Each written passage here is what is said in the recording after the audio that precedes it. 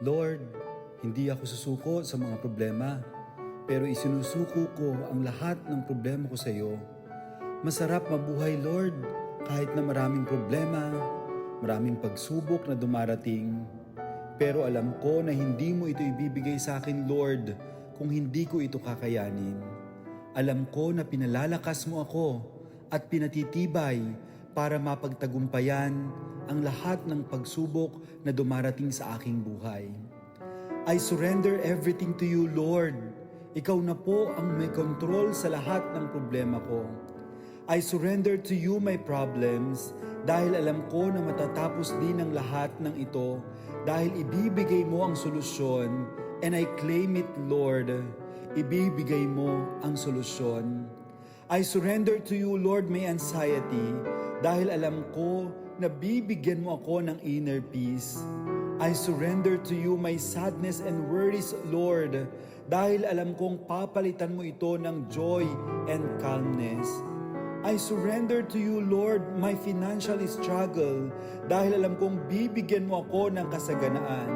Sinusuko ko rin, Lord, sa inyo ang lahat ng aking kasalanan at pagkukulang dahil alam kong you will forgive me, Lord, and you will give me another chance, Lord, to become a better person. I surrender to you, Lord, ang mga mahal ko sa buhay na may sakit dahil alam kong you will give them healing at magiging malakas ulit sila in your name. I surrender to you also, Lord, my family, ang mga mahal ko sa buhay dahil alam kong hindi mo sila pababayaan at alam kong lagi mo silang gagabayan at ililigtas sa lahat ng uri ng sakuna at kapahamakan.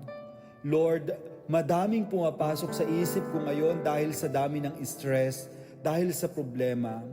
Pero lahat ay isinusuko ko sa iyo, Lord. You now have the control to all of it, Lord. Ikaw na ang may control sa buhay ko ngayon, Lord. And I claim it, Lord. I claim it na maayos ang lahat at magiging maliwanag ang buhay ko. In your name, I claim it, Lord. I will receive a special blessing from you. At salamat, Lord.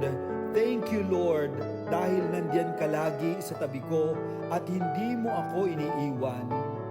Hindi ako susuko, Lord, sa problema, pero isinusuko ko sa iyo ang lahat ng aking problema. Lalaban ako, Lord, hanggang sa finish line at alam kong mananalo ako dahil kasama kita, Lord. Amen.